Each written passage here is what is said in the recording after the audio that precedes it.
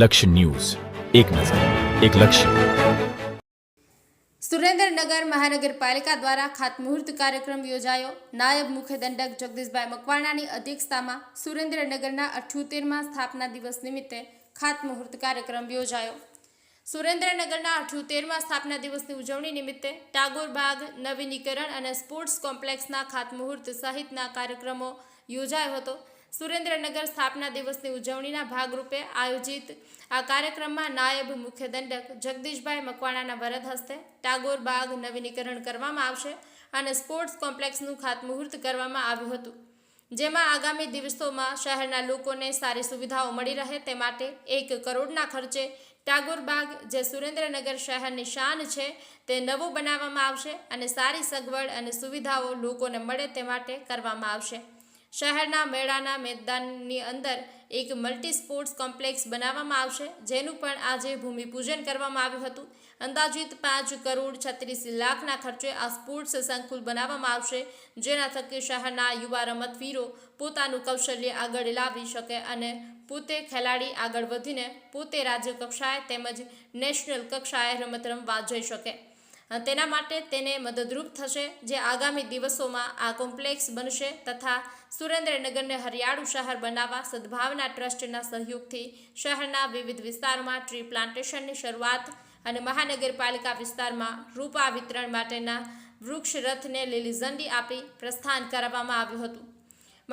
મહાનુભાવોના હસ્તે વૃક્ષારોપણ કરવામાં આવ્યું હતું. આગામી 1 વર્ષમાં શહેરમાં 50,000થી વધુ વૃક્ષો વાવવાના સંકલ્પ આગળ કાર્ય કરશે. આ ઉપરાંત કાર્યક્રમ દરમિયાન સુરેન્દ્રનગર મહાનગરપાલિકા અને અનુબંધ સંસ્થા વચ્ચે સિંગલ યુઝ પ્લાસ્ટિકની સામે કાપડની થેલી પૂરી પાડવા અંગે MOU કરવામાં આવ્યા હતા. કાર્યક્રમમાં નાયબ મુખ્ય દંડક જગદીશ મકવાણા, ભાજપના પ્રદેશ ઉપાધ્યક્ષ વર્ષાબેન દોશી, મહાનગરપાલિકાના કમિશનર ડોક્ટર નવનાથ ગવાણે સહિત મહાનુભાવો ઉપસ્થિત રહ્યા હતા.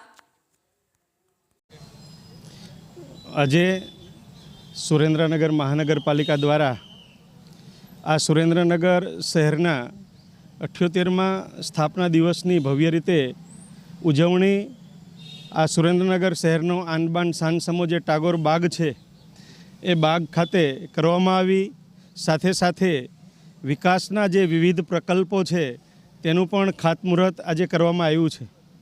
આ ટાગોર બાગને પુનઃનિર્માણ માટે 1 કરોડના ખર્ચે અહીંયા વિકાસના કામો થઈ અને આ શહેરના જે નગરજનો છે એને ફરવા માટે સારી સુવિધા મળે એ પ્રકારે એને ડેવલપ કરવામાં આવશે.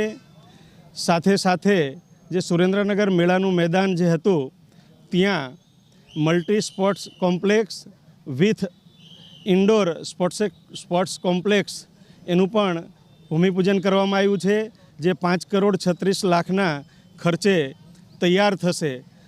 આ શહેરના જે નવયુવાનો છે, યુવતીઓ છે, એ રમતગમત ક્ષેત્રે પોતાનું કૌશલ્ય બતાવી શકે, જે જિલ્લા કક્ષાએ, રાજ્ય કક્ષાએ અને નેશનલ કક્ષાએ રમતગમત સ્પર્ધામાં ભાગ લઈ શકે એ પ્રકારનું સરસ મજાનું આ રમતગમતનું મેદાન નિર્માણ પામવાનું છે.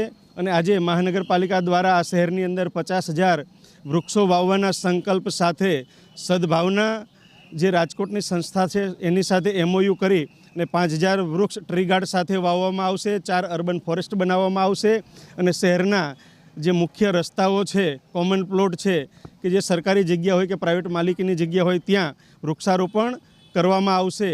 ત્યારે મહાનગરપાલિકા દ્વારા આજે આ સરસ મજાનું કાર્ય થયું છે એને હું હૃદયપૂર્વકના અભિનંદન આપું છું.